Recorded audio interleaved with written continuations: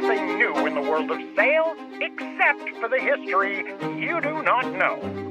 Welcome to the Sales History Podcast, bringing the brilliant and sometimes strange minds, methods, and ideas from the sales profession's past with applications to today.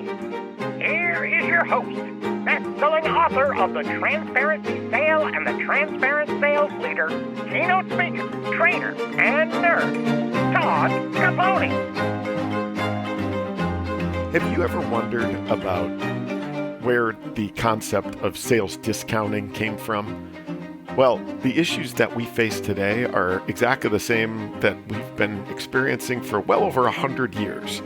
And so in today's episode, I want to explore this question. Are there bad habits in selling that we will just never fix? And we're going to talk specifically about sales discounting, what they often called price cutting, and negotiations through the lens of history. So that question, are there some bad habits in selling that we're just likely to never fix? And the reason that I ask that is many of the problems with sales that we see discussed every day on LinkedIn, on webinars, at events, and books are exactly the same as they were back then. And you've heard them in our other podcast episodes. We all know the things we shouldn't be doing. I mean, most of them are pretty obvious. Yet pockets of the sales world continue to do them. Things like spam cannon outreach. Our inboxes experience that every day. Scale over substance. Misset quotas, unfair comp plans, leading through fear, bending the truth, or plain out lying to customers. And then free discounts. Each expert commentary preaches why we shouldn't use these old school, ineffective, or trust-eroding approaches. The overwhelming majority of those commenting are in full agreement, yet pockets of the sales community will continue to do them. Why don't those issues go away? Let's just take this episode to explore one of those elements, and it's that last one. It's sales discounting. It's history, commentary, and why we haven't been able to break this terrible habit. So let's go through a little brief history. From the beginning of the modern sales organization in the 1880s, as you know, manufacturers who built things at scale needed their sales organization to take those things to market. The best organizations established their pricing based on what the market would bear while still establishing the proper levels of profitability and adjust on the whole based on market fluctuations versus adjust deal to deal. However, it didn't take long for salespeople out on the road to start believing that they knew better and based on pressure from their prospects and customers would bend to those demands for lower or what was often called inside prices. Salespeople would feel the pressure, then argue back via wire back to the home office the need to lower prices, which at its core told the home office that the salesperson wasn't very good at their job. And I'm going to explain what I mean by that here in a second. But from as early as 1904, articles discussing this phenomenon blamed the salespeople.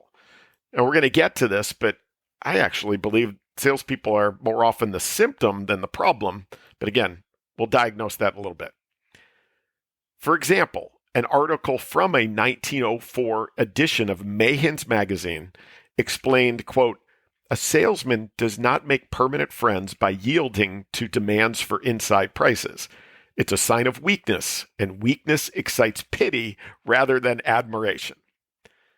Another guy, W.N. Aubuchon, in a 1905 edition of Salesmanship magazine, went on further to say, quote, "Inferiority is a makeshift with no future.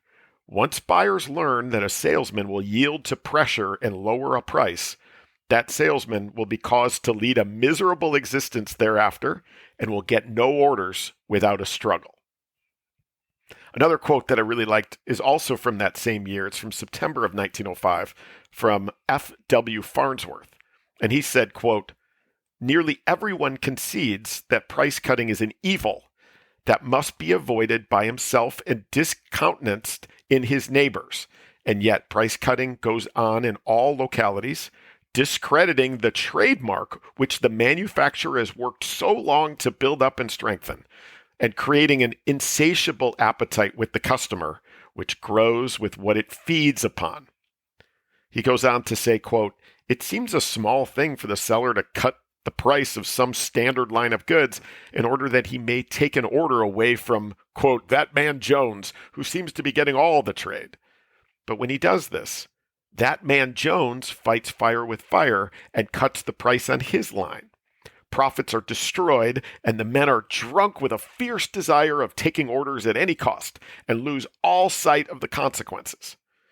He keeps going by saying, quote, "The worst part about price cutting is this, that once started, it is hard to stop. It is like an avalanche which starts far up the mountainside with a mere handful of stone and gravel, and plunging downward in its mad career, sweeps away houses, farms, and even whole villages. Price cutting is a sign of weakness. It is practically an admission that the article is not worth the full price charged for it, and to be sold at all, it must be brought down to a figure within reason." He concludes by saying, quote, "It would be far better for the trade in general if the manufacturer, jobber, and retailer would arrive at a mutual understanding at which price certain articles should sell." That's a deep one, but it's so true, and it's from 1905. And here we are, 120-ish years later, and that problem still consists today. Now, of all the programs I teach something called transparent negotiations, and it is the most popular thing that I teach. And why do I believe that to be the case? Well, every for-profit company in the world aims to improve deal profitability through a reduction in discounting. Every for-profit company desires to maximize the value of each transaction while also driving customers to sign faster, pay faster, and commit longer. What I teach typically makes a big impact quickly. I'm biased, of course, but there are three issues that also have to be addressed to ensure it sticks and spreads. Going back to that question, are there problems we're never going to fix? Let's talk about issue number one, and that's habit.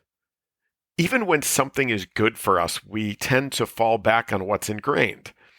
In a September of 1905 article, Harvard University professor William James said something that really hit the point home. Quote, "Habit a second nature. Habit is 10 times nature. The Duke of Wellington is said to have exclaimed, 'Men grown old in prison have asked to be readmitted after being once set free.' In a railroad accident, a menagerie tiger whose cage had broken open is said to have emerged but presently crept back again, as if too much bewildered by his new responsibilities, so that he was without difficulty secured." In the 1990s, I sold for one of the largest software companies in the world. At the time, deals were massive. Entire deal sizes, so software plus services, were in the 8 to 9 figure range often. Yet, for most of these deals, the discount percentages off list price were as much as 70% plus. One deal I was involved in for $24 million in software plus over $70 million in services in 1999 was discounted 74%, and it was still that big. Why? Because the price wasn't established to be what the customer would pay. It was merely a starting point. Margins were incredibly high, so the price would eventually come down to what each customer was able to pay. It worked. Wasn't good for anyone in the long term, but it worked. Some argue that any revenue is better than no revenue. Others say landing and expanding via discounting is a good thing. And yet others preach how buying market share establishes dominance and credibility to win the space. I mean, it's worked before. In those instances, habit means excuses. It's like the "I can quit tomorrow" addict. Let's talk about issue number 2, and that's macro prioritization. And what I mean by that is throughout history, the macro economy drove pricing prioritization. Multiple times since the 1910s, the economy has shifted to one of steady growth, and then to revenue at all costs. Eventually, that bubble leaks or bursts, leading everyone to survival mode. Once that dust settles, we all say revenue at all costs is dead, while we focus on profitable growth. then back again through the entire cycle. Depending on the cycle and investment prioritization, adherence to pricing and discounting went up or down. During a period of revenue at all cost, buying deals was par for the course. I'm probably teaching a lot more negotiation programs right now because we're in that profitable growth stage of the roller coaster. We will cycle through this again. It's just a matter of time. And then point number 3, or issue number 3, is what I would refer to as compensation and measures. While I spoke just before about how even when something is good for us, we often don't change due to habit, the bigger issue might be that stopping the discounting evil in most compensation plans would actually penalize salespeople and their leaders. So it's not actually best for those with typical compensation and measurement plans to stop discounting. In an article from System Magazine in November of 1916, they eloquently dissected this issue, an issue that is exactly the same today. It explained how variable compensation based on sales or bookings, quote, is unfair to the conscientious salesman who tries to hold prices up. It encourages the very situation you are exhorting your salesman to avoid. Again, that's from 1916. The traditional compensation plan is rewarding and celebrating the rep who discounts more at a lower margin versus the rep who discounts less at a higher margin.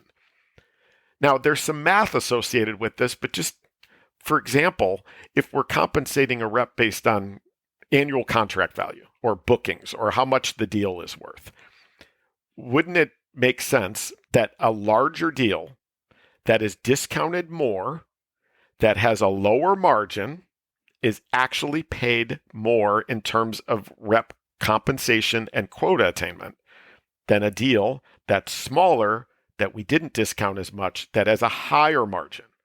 Like imagine a $50,000 deal with no discount, but the margin's $30,000. The rep gets paid on that $50,000. But if the rep's actually able to make the deal larger and bring it up to $56,000, so they've sold more seats, licenses, whatever it is, but overall they've discounted 20%. The margin is now $28,000 versus the $30,000 for that smaller deal. Rep still gets paid a 10% commission or whatever that amount is. They make more money.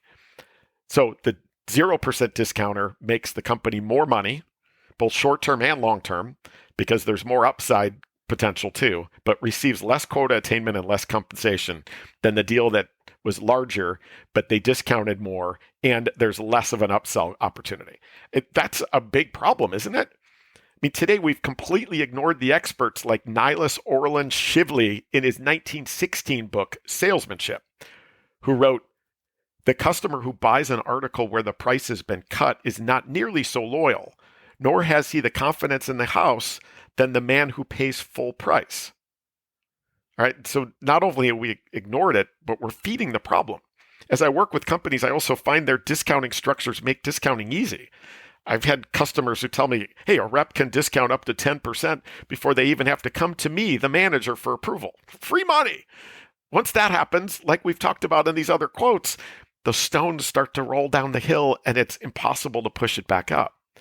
In Sales Management Magazine in 1926, they had a quote. I think it's kind of funny. It's a little crude, but the quote is this: "Price cutting is like smallpox. It spreads quickly." At the time, they were referring to the cooling off of the economy, 1926, which eventually resulted into the Great Depression. Quote, "The prospect of a moderate decline in business has, as usual, started some of the weaker concerns on a price-cutting rampage." While there were instances where across the board price reductions helped build up volume, serving as a leader into a land and expand pricing environment, the article pointed out, quote, "Don't forget in this hour of increasing price resistance that price cutting is peanut salesmanship. Like the small boy and the candy, giving them what they want is very sure to make them sick. So long as your prices are higher than your competitors, your salesman must talk and sell quality. When you start cutting prices, salesmen unconsciously begin to sell on price and say very little about quality. The lower you drop your price, the less there is said about quality. First thing you know, your salesmen are not salesmen at all, but just order takers. It's a fantastic quote. The discounting epidemic, like smallpox, was gaining so much steam that it was contributing to the demise of the economy. Some began to do everything they could to ward this off. In an article in June of 1926's Salesmanship magazine, again, just a couple of years before the start of the Great Depression, quote, "From confidential sources, word comes of a plan being used in 3 cities to curb the epidemic of price cutting, which has been raging for some time." What are they talking about? Well, I dug in and found these things that were like social clubs that were created amongst companies to hold each other accountable to their prices. If they couldn't sell at a certain price, the prices should be reduced for all, versus each customer paying a different amount based on how well each party negotiated the agreement. Each member put up a hefty initiation fee, a fee that would be forfeited if they were found to be giving one-off discounts to clients. Big discounters were referred to as scalpers, and they were creating dramatic pricing wars that were taking everyone down in the regions and industries, including the scalpers themselves. These clubs walked a very thin line that I was trying to dig into because there was a lot of price-fixing legislation that was prominent too. Any hint that competitors were getting together to fix prices a certain level could result in massive punishments. So what do we do going forward? Well, I believe it starts with this quote from Thomas Herbert Russell's 1912 book, Salesmanship. And it's a fantastic one that I use when I'm teaching today. He says, "The knowledge of buyers has increased, and they are no longer disposed to pay what is asked of them, unless persuaded in their minds that the sellers regulate their prices on some sound basis." What does that mean? Well, it means first, your price should be your price. Now, later this month, this quarter, this year, I recommend establishing the pricing expectation early in the conversation. Your pricing, along with every for-profit company in the world, cares most about 4 things, and the best companies in the world establish their pricing based on them. Number 1 is volume, so how much stuff they buy. Buy more, that's good. Buy less, that's not as good. Number 2, the timing of cash. In other words, paying faster is good. A customer who pays quickly, annual, upfront, net 30 is better than a customer who wants to pay monthly or net 90, and your pricing should reflect that. Number 3 is the length of commitment. In other words, committing longer is good. A customer who commits to a longer period of time is probably better than one that doesn't want to commit at all, and multi-year incentives should reward that. And then number 4 is the timing of the deal, or in other words, predictability is good. A client who is willing to help you predict and forecast should be better than the one who doesn't. So instead of the fake expiring discounts, I recommend paying the customer to help you predict. Those are the 4 things that set that foundation that Thomas Herbert Russell talks about, right? That unless persuaded in their minds that the sellers regulate their prices on some sound basis. It goes much deeper than this. As I mentioned, it's the most popular program I teach, and it doesn't have to be hard. But I will also say confidence is contagious. In a book called The Art and Science of Salesmanship in 1918, a quote stood out. The quote is this: "The salesman who knowingly overcharges a customer is a commercial pickpocket. If you sell your goods for less than they are worth, you are not alive to your self-interest and self-respect and may even be weak in character and personality. Any order taker type of salesman can sell a customer at the customer's own price. Knowledge does away with fear of price cutting and competition." So my belief is that sales compensation programs need to come in alignment with that idea, both for the salespeople and their leaders. In today's world, the deal is no longer the peak of the selling process. It's merely an early milestone on the path to having a customer who stays, buys more, advocates, and takes you with them to their next company. That wasn't always the case. Those old big company deals I sold, they were perpetual. Buy it and maintain it versus today's subscription approach. And I also believe that AI eventually is going to expose our pricing models soon anyway. It will not be sustainable to have each of your clients paying a different amount based on how well the negotiation with that specific client went. This is solvable, but it must be supported by knowledge, structures, and measures. And I believe there's an opportunity here. I'll leave you with this final quote, and it's from Arthur Wall Douglas in his book, Traveling Salesmanship in 1919. His quote is this: "Any man can sell goods by cutting prices, but it takes salesmanship to maintain prices and still get business." Let's own that. All right. Thank you again for listening. I hope you've enjoyed this episode, getting nerdy on discounting and price cutting and negotiations.